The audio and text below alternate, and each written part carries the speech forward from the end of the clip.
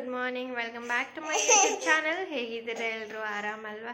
So ನಾನು ಇವತ್ತು ಬೆಳಗ್ಗೆಯಿಂದನೇ vlog ಮಾಡ್ತಾ ಇದ್ದೀನಿ, like day in my life ಅಂತ. ಬೆಳಗ್ಗೆ ಬ್ರೇಕ್ಫಾಸ್ಟಿಗೆ ಪಲಾವ್ ಮಾಡೋಣ ಅಂತ ಗ್ರೀನ್ ಮಸಾಲ ಮಾಡಿಕೊಂಡೆ.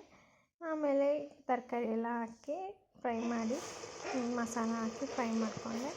ಆಮೇಲೆ ವಾಶ್ ಮಾಡಿದ ರೈಸ್ನ ಹಾಕಿ ಸ್ವಲ್ಪ ಸಾಲ್ಟ್ ಮಾಡಿ, ಆಮೇಲೆ ಅದಕ್ಕೆ ಎಷ್ಟು ನೀರು ಬೇಕು ಅಷ್ಟು ನೀರು ಹಾಕಿ 3 ವಿಷಲ್ ಕೂಗಿಸ್ದೆ.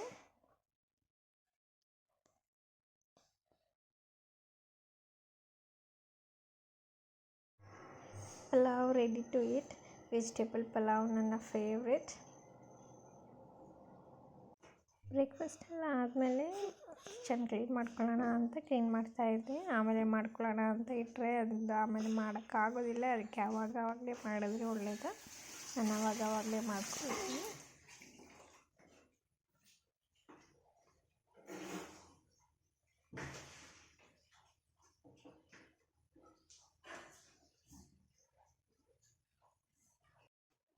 ಕ್ಲೀನಿಂಗ್ ಎಲ್ಲ ಆದಮೇಲೆ ನಾನು ದಮನ್ಗೆ ಕ್ಯಾಪ್ ಮಾಡೋಣ ಅಂತ ಕ್ಯಾಪ್ ಮಾಡ್ತಾಯಿದ್ದೆ. ಆ್ಯಕ್ಚುಲಿ ಉಲ್ಲನ್ ನಾನು ಬೇರೆ ಪರ್ಪಸ್ಗೆ ತಂದಿದ್ದು, ಆದರೆ ಅದು ಮಾಡಲಿಕ್ಕಾಗಲಿಲ್ಲ. ಹಾಗೆ ನಾನು ಅವನಿಗೆ ಕ್ಯಾಪ್ ಮಾಡೋಣ ಅಂತ ಮಾಡ್ತಾಯಿದ್ದೆ.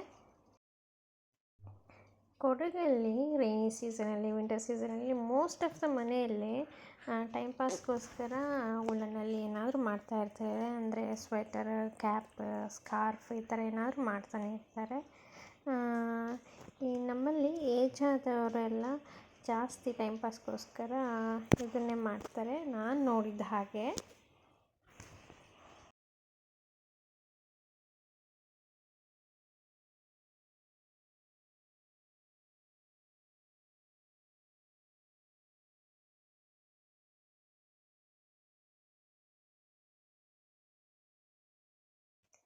ನನಗೆ ಸ್ವಲ್ಪ ಬೇರೆ ಕೆಲಸನೂ ಇತ್ತು, ಹಾಗೆ ಕ್ಯಾಪ್ ಮಾಡೋದನ್ನು ಸ್ಟಾಪ್ ಮಾಡಿಬಿಟ್ಟು ಆ ಕೆಲಸ ಮಾಡೋಣ ಅಂದ್ಕೊಂಡೆ. ಇದು ಸದ್ಯಕ್ಕೆ ಇಷ್ಟ ಆಗಿದೆ.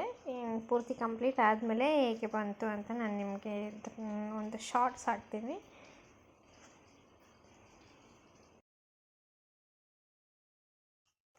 ಮಳೆಗಾಲದಲ್ಲಿ ಬಟ್ಟೆ ವಾಶ್ ಮಾಡೋದು ಹುಡುಗೋದೇ ಕಷ್ಟ. ಸ್ವಲ್ಪ ಬಟ್ಟೆ ಒಣಗಿತ್ತು, ಆ ಬಟ್ಟೆನೆಲ್ಲ ಫೋಲ್ಡ್ ಮಾಡಿ ಇಡೋಣ ಅಂತೇಳಿ ಫೋಲ್ಡ್ ಮಾಡಿ ಇಡ್ತಾಯಿದ್ದೆ.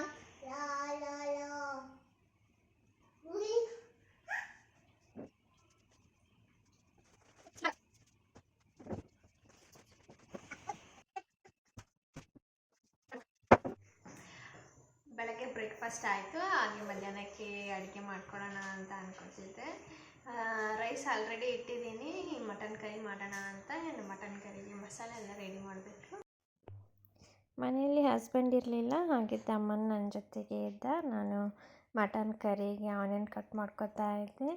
ಏನಿಲ್ಲ, ಜಸ್ಟ್ ಸಿಂಪಲ್ಲಾಗಿ ಮಾಡ್ಕೊತಿದ್ದೆ, ಜಾಸ್ತಿ ಮಸಾಲೆ ಏನೂ ಹಾಕಲಿಲ್ಲ.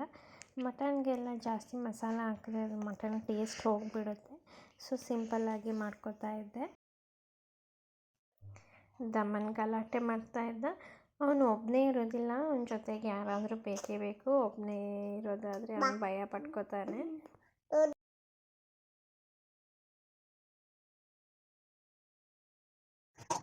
ಮಸಾಲೆ ಎಲ್ಲ ರೆಡಿ ಆದಮೇಲೆ ಕರಿಗೆ ರೆಡಿ ಮಾಡ್ಕೊತಾ ಇದ್ದೆ. ದಮನ್ ಗಲಾಟೆ ಮಾಡ್ತಾನೆ ಇದ್ದೆ.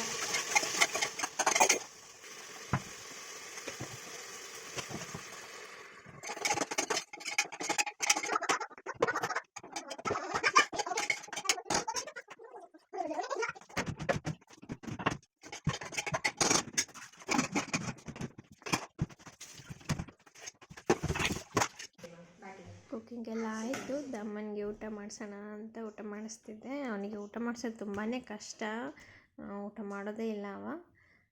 ಆದರೂ ಸ್ವಲ್ಪ ಊಟ ಮಾಡಿಸ್ತಿದ್ದೀನಿ.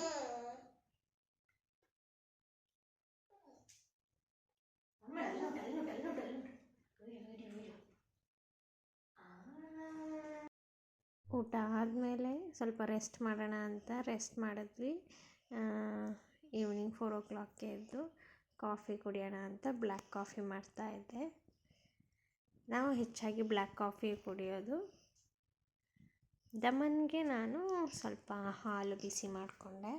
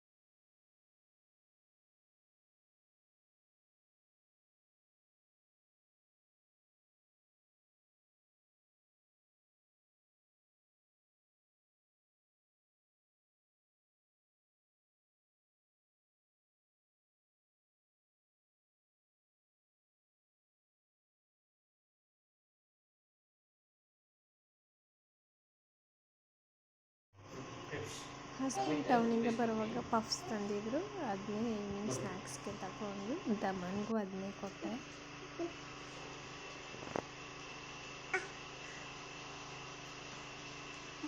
ಓಕೆ, ಇದಾಗಿತ್ತು ನನ್ನ day in my life vlog. ನಿಮ್ಗೆಲ್ಲರಿಗೂ ಈ ವಿಡಿಯೋ ಇಷ್ಟ ಆಗುತ್ತೆ ಅಂತ ಅಂದ್ಕೊಂಡಿದ್ದೀನಿ. ನನ್ನ ಕೈಯಲ್ಲಿ ಎಷ್ಟು ಸಾಧ್ಯನೋ ಅಷ್ಟು ಮಾಡಿದ್ದೀನಿ.